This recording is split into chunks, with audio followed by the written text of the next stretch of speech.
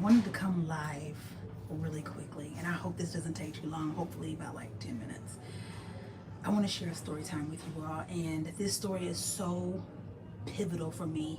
And so let me start back from the beginning. Where am I? I'm in Dallas, Texas. And most of you all know, if this is your first time meeting me, my name is Kelly Marisha. I live in Mexico, and I get to come home to the States every so often to visit with family.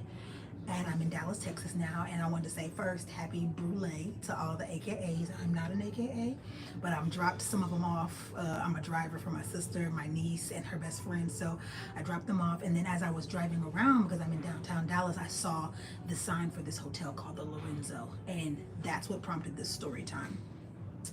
And so much has happened to me since the time of this story that I'm getting ready to share with you guys.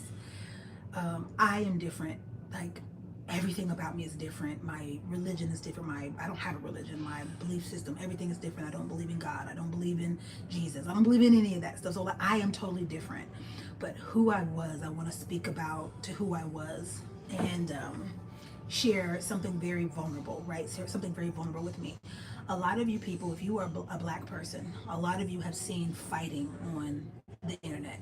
It's so much fighting between black men and black women. And I am a 41-year-old single woman. I am unmarried, never have been married, never have been proposed to.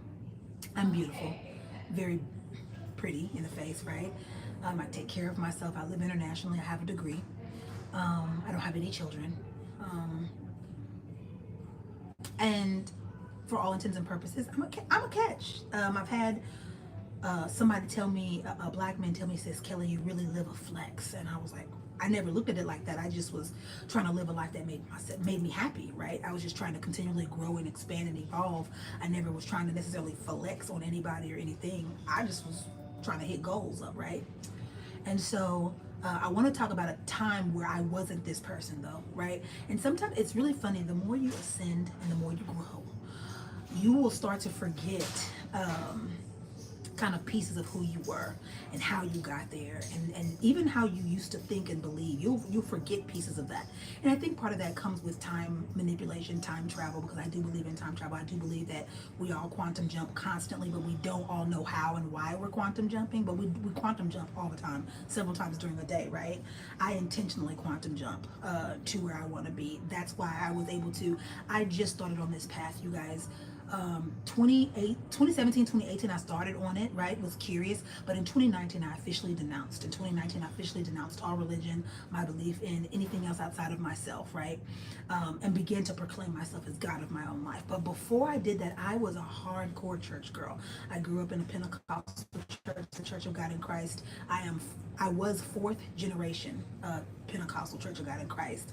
My parents, my grandparents, my great-grandparents. And so it was really deep in my veins. It was, and for me, it is my opinion that it was very cultish. It was a very cultish upbringing, a lot of restrictions, a lot of what you can't do. It really made me feel bad about who I am, right? Most everything about what they taught made me feel bad about who I am, not just was, am. And as I kept expanding and knowing who I wanted to be in this life, I had to let that go. And it was easy for me to let it go, very easy. And I let it go very quickly. Like, if I denounced in 2019 and it's 2024, you're gonna hear progressively like where I am and how I am and what I think, and you're gonna be like, well, damn. It just didn't take long, because it really was always who I was. It took more effort to play churchy than it did to get unchurched. It took way more effort, and there was absolutely no condemnation, no feeling guilty or anything once I was outside of it. The guilt was inside of the church. After I left the church, there was no guilt. There was literally no condemnation. I felt that. Okay, let me go back to story time. So story time is this, right? So we see a lot of arguing with black men and black women online, and I find myself getting upset so much, right?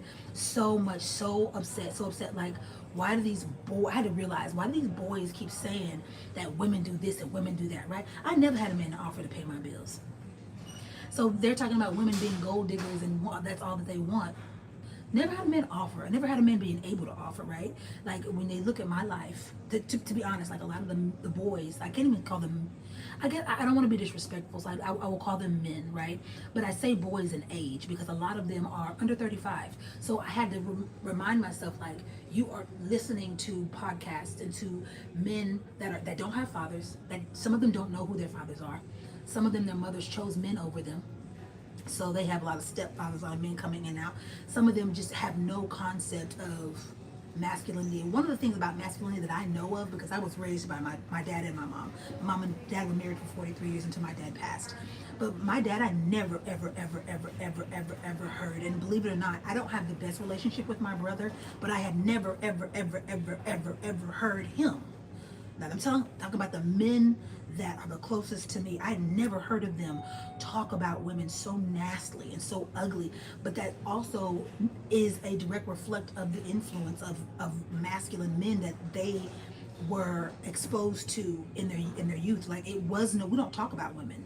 We help women. We support women. Like the men in my family see women and rescue. They not even just rescue, but like hold doors. Is there anything you need? Can I help you with something? Like that's all I know about men, right? So I have literally had to like turn these podcasts and things off, right? Because I know what kind of woman I am, and I'm older. I had to remember, like, Kelly, you're 41. These boys are 32.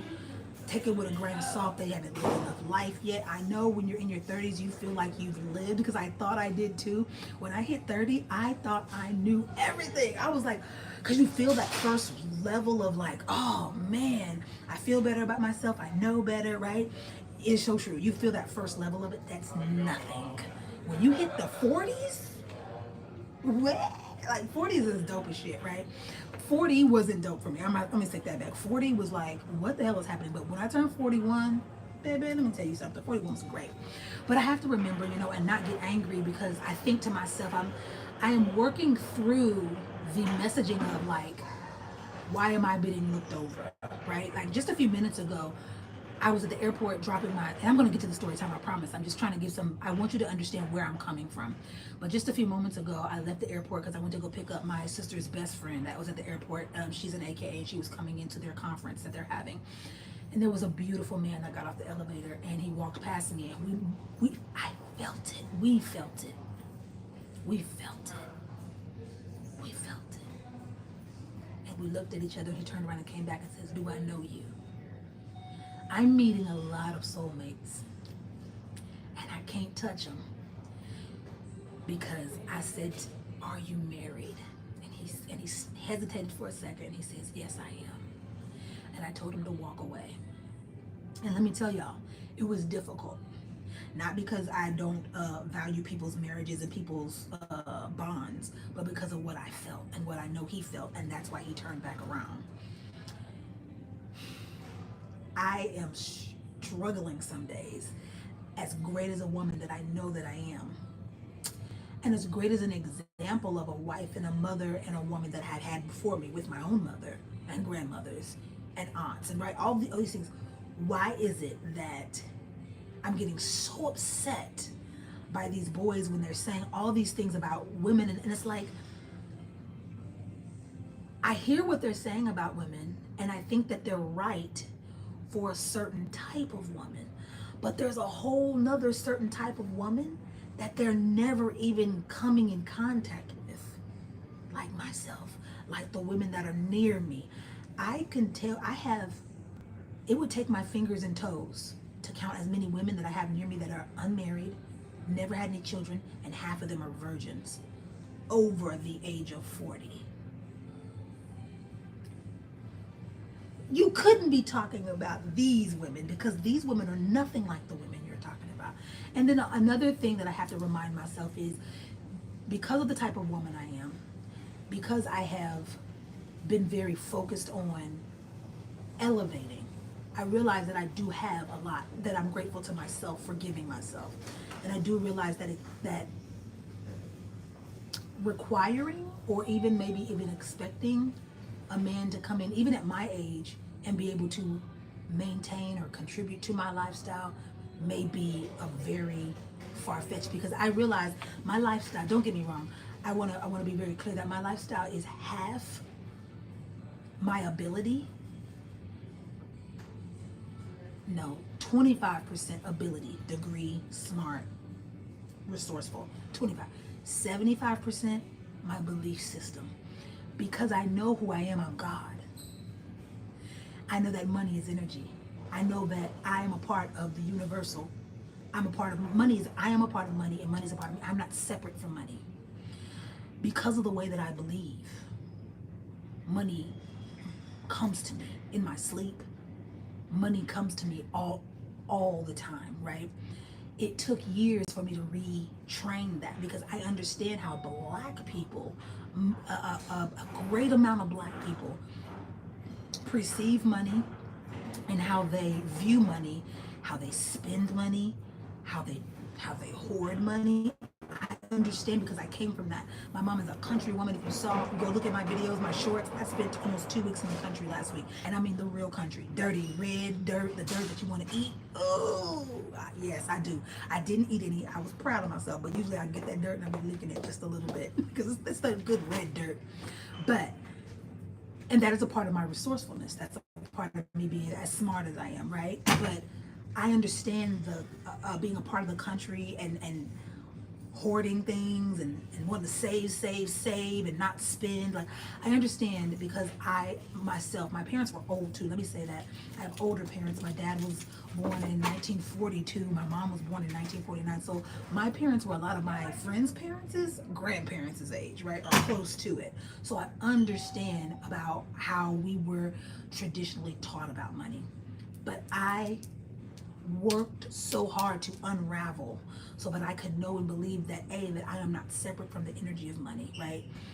And because of my belief system about money and myself, right, I am able to live a life beyond my wildest dreams, right? Financially, spiritually, mentally, emotionally, everything, right? Living in Mexico, waking up every day in paradise is fantastic.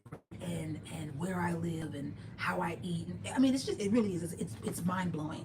And so, I'll say, let me get to the story time. I'm wrapping it up to get to the story. But the amount of women that are where I live, there are so many women and there are no men. Where I am financially, there are so many black women, but there are very few men.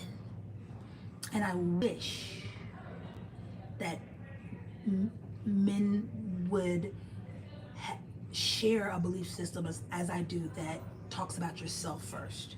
I don't blame anything on anybody because that gives them power. And I wish they understood that by blaming women or faulting women or whatever they're doing, talking about women, complaining about women, it really gives women more power over them. It is so important that we all sit and realize that I'm attracting these type of people because of something I'm doing. It's really important to figure out why you're attracting it's the power, right? It's power. So let's go to story time. I'm inside of this hotel called the Lorenzo in Dallas, Texas, which is probably one of my top 5, right? And why this hotel is special, because I wanted to tell you, I'm just trying to give you guys who I am today, right? But I wasn't always this person. 5 years ago, I was a church girl that was waiting to be found by a man. I was a church girl that believed that the man finds a wife and he finds a good thing, and that he was going to swoop me up off my feet and marry me and give me children and take care of me and provide for me. And none of that happened, right? I was a virgin until I was 34. And none of that happened, right? Not even close. I ended up in an almost 8-year situationship entanglement. I would even almost say polyamorous situation. I am polyamorous today, but it's a polyamorous when you weren't expecting to be polyamorous, right? Like, wait a minute, who's she? And who's she? And who's she? It's like, damn, you can't keep yourself to yourself, can you? But this hotel was really special because I remember the story time now, right? Going to the story time. One night, the guy that I was talking to, my boyfriend at the time, he's the type of man that's very much in his feminine nature. He still doesn't have a lot of direction, have a lot of definitive plans, doesn't kind of bounces around from career to career, and he's over that. I think he's 45 now, either 44 or 45. So he's at that age where it could happen, but for a lot of men, it hasn't happened yet, right? And instead of kind of sitting in this delayed, this arrested development, or they choose to stay in this arrested development of kind of like, I'm gonna do this, I'm gonna do this, I'm gonna do this, but they never do this, they never do this.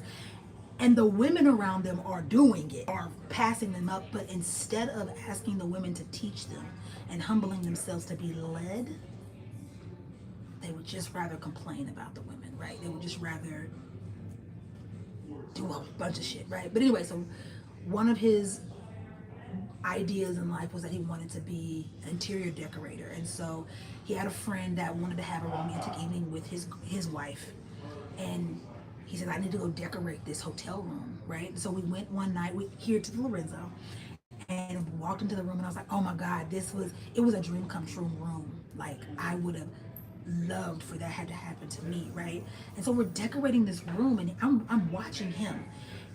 He's putting things in this room that I'm like, you've never done this for me. And we've been together 6 years at the time. I think it was like 5 or 6 years.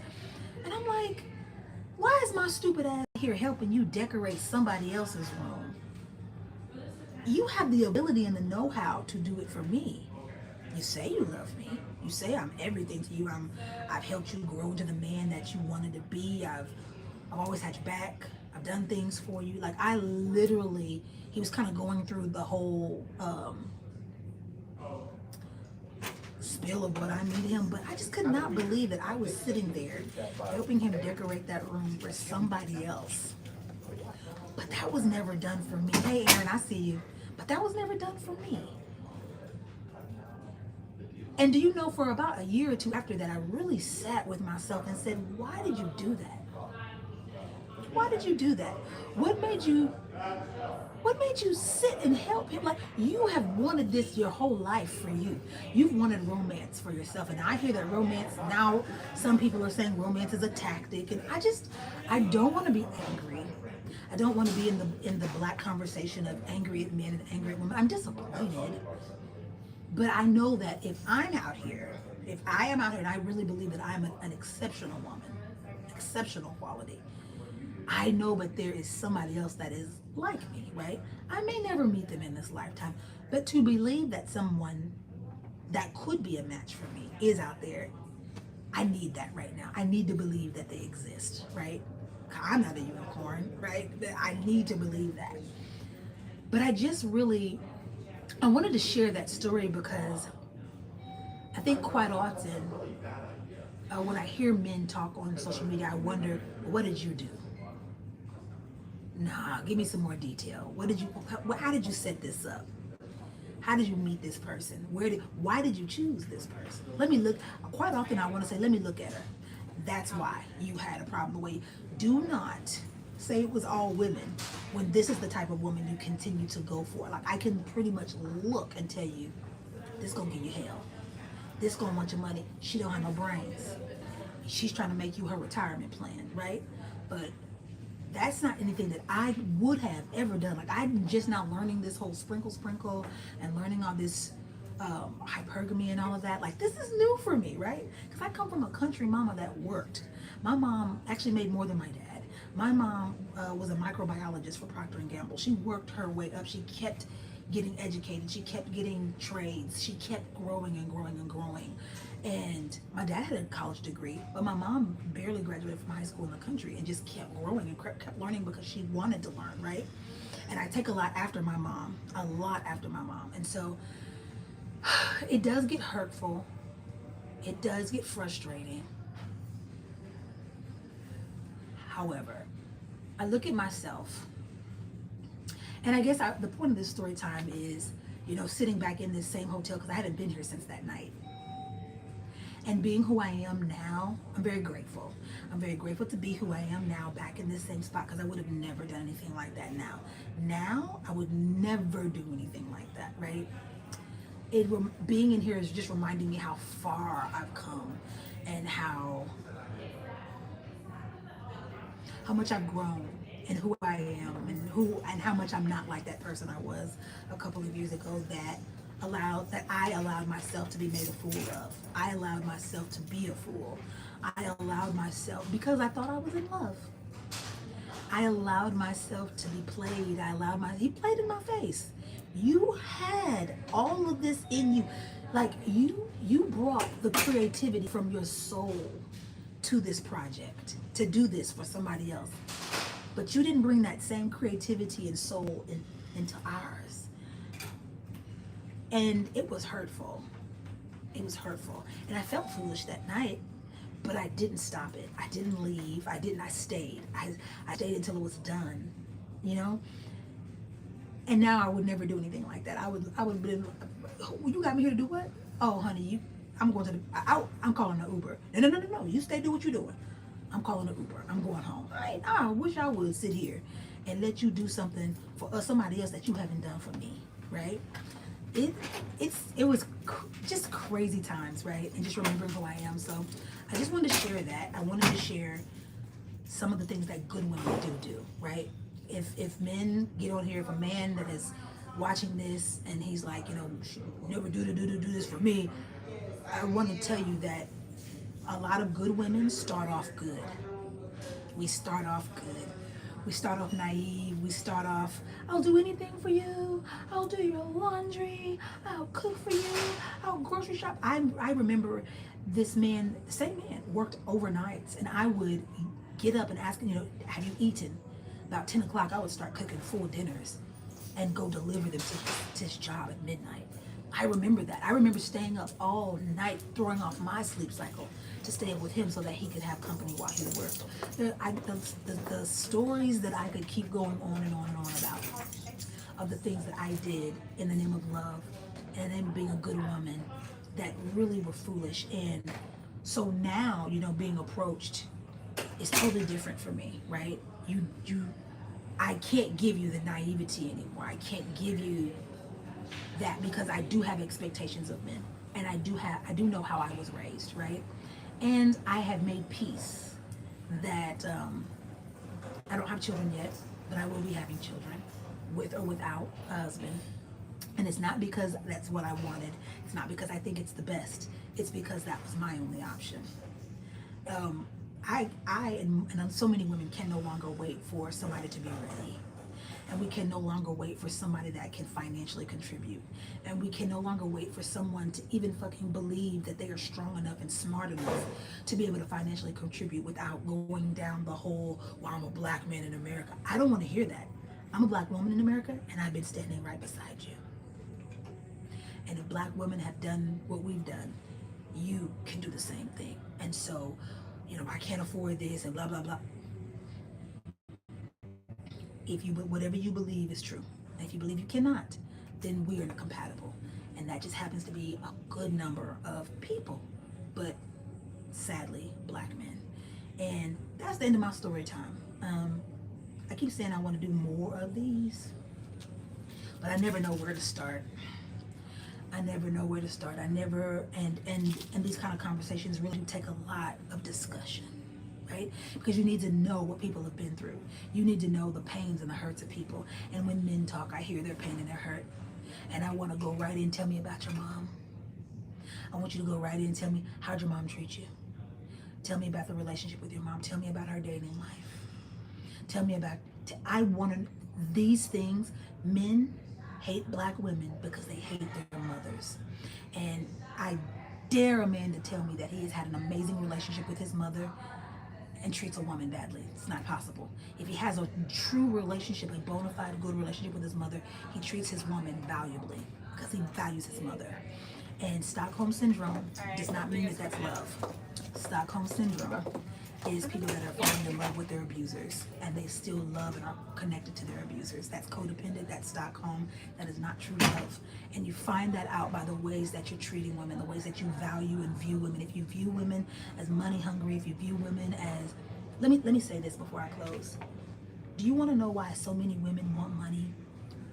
Men, I've been seeing so many men, these young men, talk about they value body count with a woman, right? Okay. And I think that they should articulate that better. It's more so, she's mine and I don't want something that everybody has had. I can understand that, right? But I want men to understand why women are so focused on money. Number one, we're tired. We're masculine because we have to be, not because we want to be. We're tired. And we want to know that somebody, the counterpart, has enough masculinity to bring in the money so that we can rest a little bit. That's number one. So that we can rest and bring forth children. So that we can rest and take care of you. We cannot work, take care of you, and take care of children. That's 3 jobs. We cannot do that. And I actually love the concept of a stay-at-home mother. I kind of would be a part-time that because I have my own company that I'm definitely not letting that go, right? And as it grows, I still want to be a stay-at-home mother, and for what I do, I can do that, right? So I don't think that I'm the best example of a woman just because financially I'm not dependent on anybody. But there are so many women that did not have financial stability growing up. And the same way that men are disappointed and hurt by their mothers and they're taking it out on women is the same way as women are looking for men that are financially stable because they didn't have fathers that were financially stable. They didn't have fathers who were present. They didn't have mothers that could hold it down well enough. They lived in shelter to shelter. And the thing is about women being in shelters, and shelters are the ones, I'm not saying that little boys do not get touched because I am very aware. I'm a mental health worker, so I know that boys are getting touched just like little girls are. But it is different to be walking around as a woman because there's a level of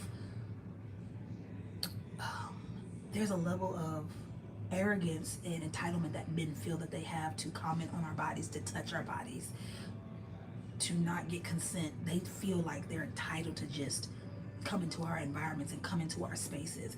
Men don't have that automatically. They don't. Boys don't have that automatically. And so typically a woman that is focusing on money or asking about your financials, her little girl is really asking, can you take care of me enough that we won't be homeless? Can you take care of me enough that our children will have food? Because I remember growing up and not having. Not me personally. I didn't have that. I'm grateful. I don't know anything about that, but I know being a mental health worker that so many women grew up coming home and they didn't have lights or having to turn. So many people watching this video know about turning their clothes inside out because your mom and daddy couldn't afford to wash your clothes, or you go into school with your clothes stinky and people saying that you stink, or going to school and being on free lunch. People's inner child they don't want to go through that anymore. So a lot of women, they still have that little glimmer of hope that a man will be their salvation. You want a woman to believe that you're going to be her salvation, because if she doesn't need you, what are you there for? What is your masculinity being strengthened for? If you don't want a woman that's masculine, okay? If you don't want a masculine woman, then you want a woman that wants you to be financially successful. That's the opposite. You either want a masculine woman that's not going to need you for anything and going to be trying to tell you what to do and is not going to submit to your vision and your plan, or you want a woman that says, hey, can you take care of us financially? I submit to your plan. If you're dating a woman, I can tell you right now, half these girls, if they look like anything, these girls online, if they got bust downs, if they got BBLs, leave them alone. You get what you get when you continue to pick the same woman that has the same profile. You get what you get when you pass over fat women. Because, listen, fat women are some of the best women. Fat, you act like fat is still, it's not a bad thing, baby. It's just not a bad thing. I'm gorgeous. You pass over women that look plain, or you pass over women that don't make you jump when you see them. You pass over character because you're looking at bodies.